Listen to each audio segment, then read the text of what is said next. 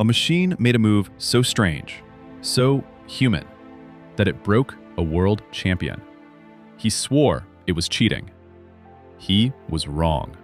And the breakthrough that would finally teach machines to see would come from a video game. In 1997, the greatest chess player who had ever lived sat frozen at the board, and what he felt was not defeat.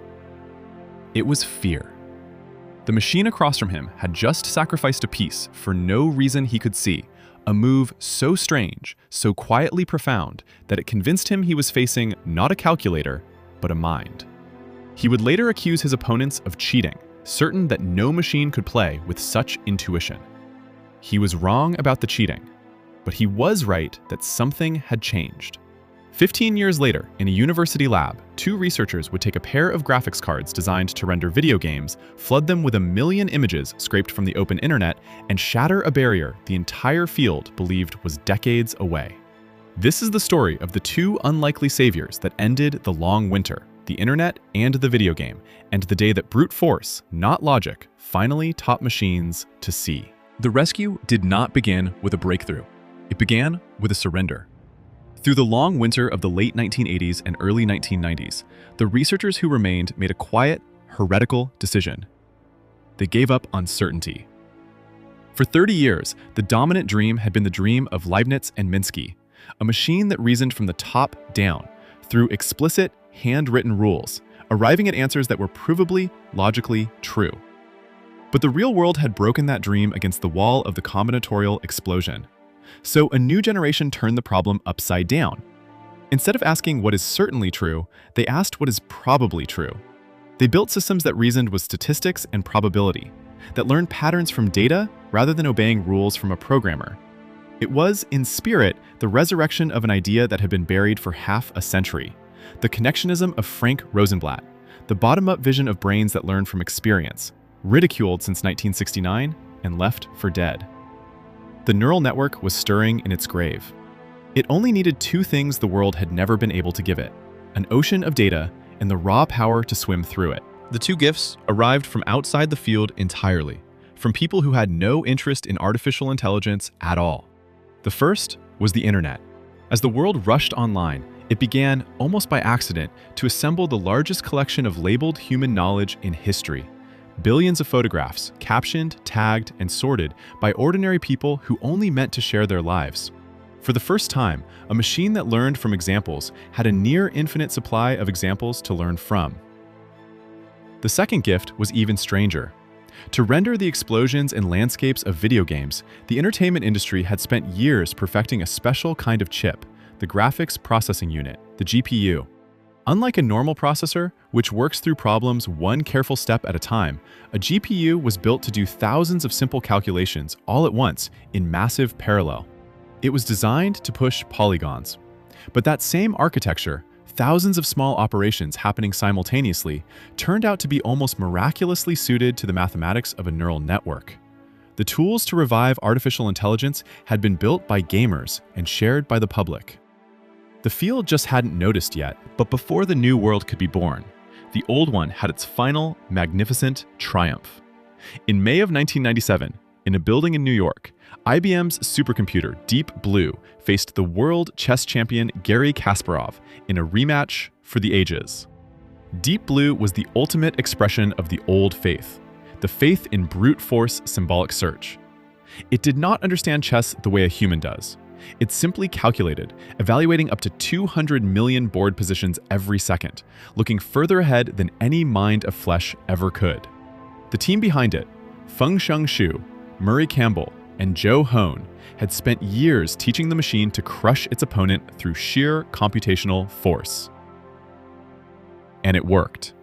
Deep Blue defeated Kasparov 3.5 points to 2.5, becoming the first machine in history to beat a reigning world champion, and earning IBM a prize of $700,000. To the watching world, it looked like the machines had finally caught up to the human mind. But the purists saw something else. A triumph of calculation that understood nothing. A champion of chess that did not even know it was playing a game. The wound that truly defeated Kasparov was not the final checkmate. It was a single move in the second game. Deep Blue, abandoning the greedy, material-hungry style that humans expected from a calculating machine, chose instead to sacrifice a pawn, to give up material now in exchange for a subtle, long-term advantage in position. It was the kind of move a grandmaster makes, the kind of move that looks like intuition, like judgment, like understanding. Kasparov stared at the board, shaken to his core. He would later describe the move as alien and almost human.